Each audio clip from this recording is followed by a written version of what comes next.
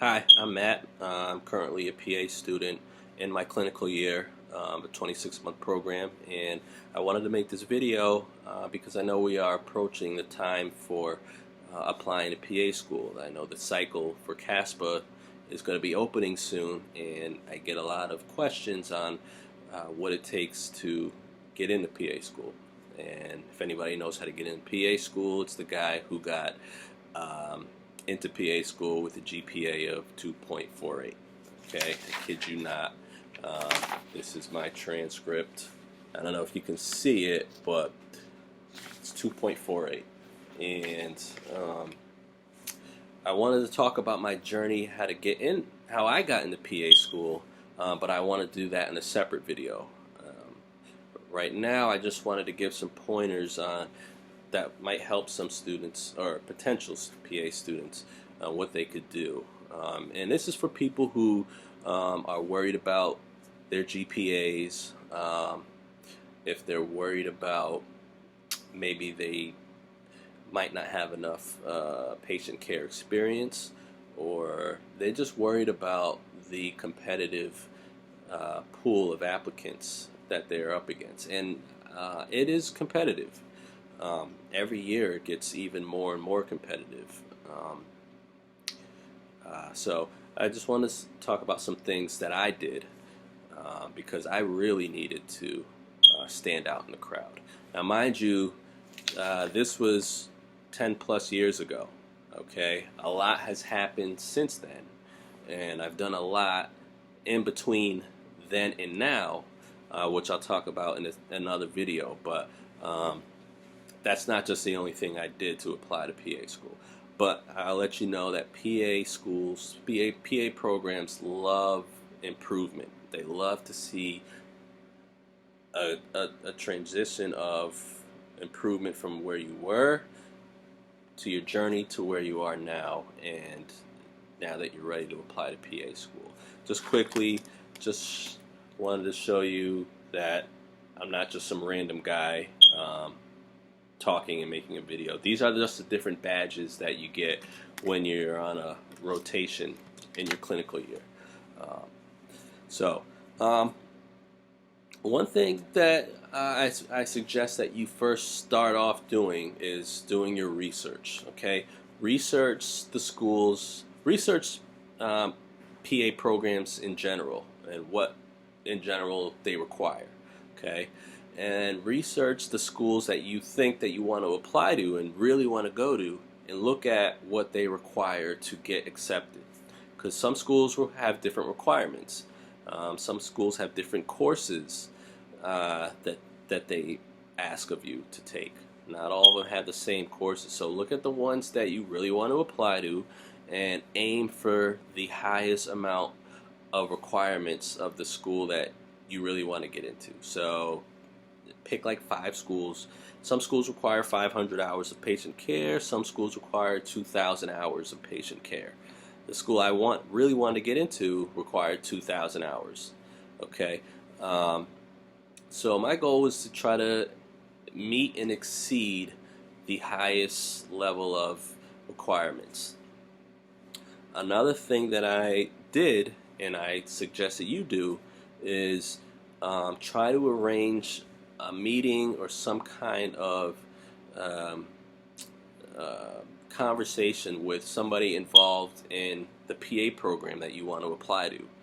Okay, you look on their website, look up phone numbers of people involved. And what I did was I made contact with the dean of admission of my top school that I wanted to go into, and I was able to get a private meeting, personal meeting with the dean of the program, which is great. What I did was I met with this individual. I brought my transcripts, and I talked to him about, okay, here's where I am now. What do I look like as a potential candidate? Now, they can't tell you right then and there if you're going to get in or not, because they don't know. They don't know who's going to apply, and they don't know the pool of candidates that they're going to get. But he was very impressed that I made the effort to show my face. Okay, show your face. All right, and he saw the improvement that I've done over the years. Now, I went to grad school after undergrad, and I also went to pre-med. So I have a vast amount of courses that I took over time and a bunch of other things that I did. But first and foremost, after you do your research, show your face if you can, and try to arrange a meeting um, with key individuals involved in the program. Okay, that way they see that you're passionate about this. They love to see improvement, and they love to see that you're passionate about doing this. Okay. Another thing that you should do is try to attend informational sessions of the program, and a lot of programs will do this. They'll hold informational sessions about their particular program at some point. Okay, now you guys probably at this point you guys probably have already done that or are doing that, and this video is probably useless. But you never know. You know, some people could find this video useful. So try to attend these informational sessions because a lot of times the one that I went to, they had current students talking with us and answering all our questions about the PA program in itself and what they did and a little bit of background on how they got in. And you pick up some things from them. Okay, you're saying, wow, these are current students. This is their background, and try to see how you can relate to that or how you can meet that. And so I picked up different things. I went and got, well, I was a former EMT, and I noticed that one of the current students was an EMT. I also noticed some of the things that he did to get in, and some of the students at this session said, "Oh, I shadowed 2 PAs or I shadowed 3 PAs," and that's another thing I want to mention. If you're worried about your GPA and you want to stand out in the crowd, although it's not required, shadowing is good to have on for when you apply. And the guy that I was looking at in the program, he shadowed 12 different PAs, which is a lot of PAs to shadow. And I'm assuming that that's one thing that helped him get accepted. So my thing was, I'm going to shadow 20 PAs.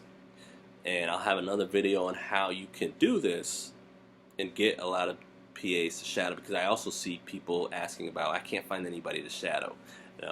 There are ways to find plenty of people to shadow. I ended up shadowing 16 different PAs. I just didn't have the time to get to 20, but I felt 16 was good enough, and these were all at various different hospitals and settings. So do your research, show your face, and shadow. Another thing that you can do is, one thing that I did, again, this is not required, but the goal is to stand out in the crowd. A lot of people are going to be applying to school, and they're all going to be smart. They're all going to have great GPAs. I donated to the PA cause, and PA programs love that you support other PAs and you support the PA profession.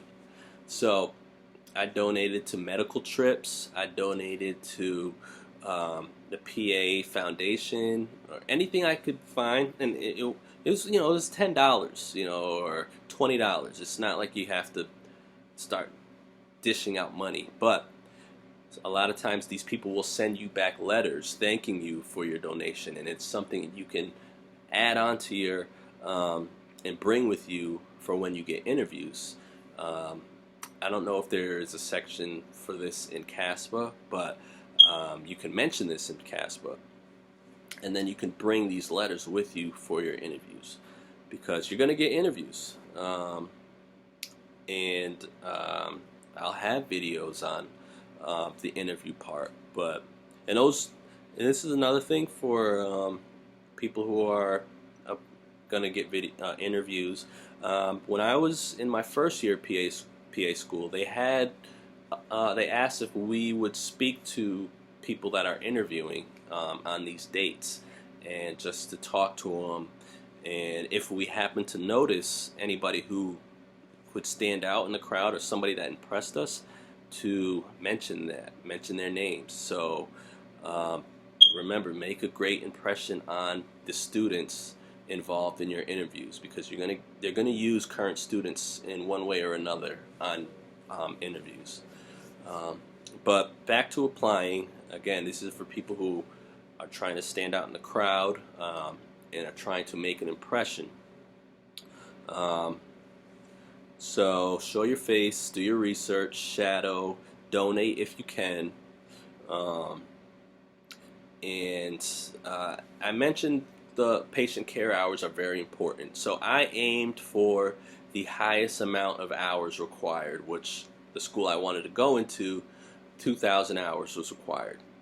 And I went and got my EMT as quickly as possible. I was one of those people who had no kind of patient care experience. All right. Um, I got my EMT in 5 weeks, and I began working. Volunteering is important. I volunteered at different ambulances, and I would work on my day job as an EMT. Then I'd go overnight shifts and volunteer. So I was doing 20-hour shifts um, throughout the week in order to get to this 2,000-hour requirement within a year. Okay, 2,000 hours is generally 2 years of work. Um, so I was doing everything I could to meet this requirement and exceed it. These are minimal requirements that these schools post up, by the way. So they want to see you exceed these hours. So don't just go for the minimal requirement. All right. Um, so that was another thing I did. What else? What else? So if you're still concerned about getting into PA school and you're not sure if you're good enough, apply to programs that are fairly new. Okay, and schools are popping up all over the place. Programs are popping up all over the place for PAs, and this is even if they've been around for 5 years or less.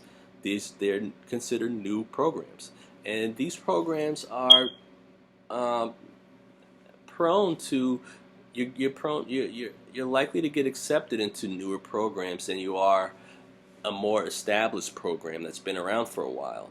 Okay, and that's has quite a bit a good reputation, a great reputation. The likelihood of you getting into a newer program, if you have not the best GPA, is better for you.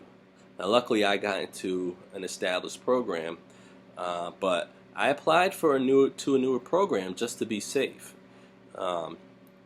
So that's another thing to think about. Apply to newer programs. Another thing is try to apply to a substantial amount of programs if you're not sure.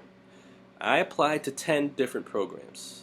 All right. I applied to my top school, of course, and then schools that I thought were safe schools that I might have a chance to get into. So you kind of want to weigh your option and apply to as many as you think that you can. So that being said, also apply early. All right, a lot of people will think the deadline for the cycle ends in September or August. I mean September or November even. And my thing to say about that is apply early, because a lot of these people are starting to interview at around August, September. So by the time, if you're going to wait to the end of the cycle, they're interviewing people at that current time, and they are accepting people right away. I got an interview in August to a program. 3 hours after the interview, I got a call saying that I was accepted. Now that is something that it's a rare thing that school that I see with schools. This was a newer program, but that's just an example that they're filling up spots. So by the time you are ready to apply, you have a less likelihood or a lesser chance of getting in because there's less seats that you're competing for. Okay, so do your research, show your face, shadow, donate. Although these things aren't those things aren't required. Apply to newer programs and apply to a good amount of programs to be safe. Apply early as possible. I applied I'd say I applied at the end of May. At the end of May, begin the first week of June actually.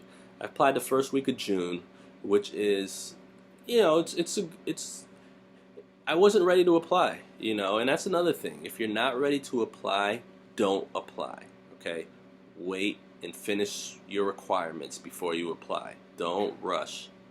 Okay, and I applied in the first week of June. 2 weeks later, I was getting emails about either yay or nay, or not yay or nay, but come for an interview, or at this, sometimes they'll tell you that you don't meet the requirements in an email.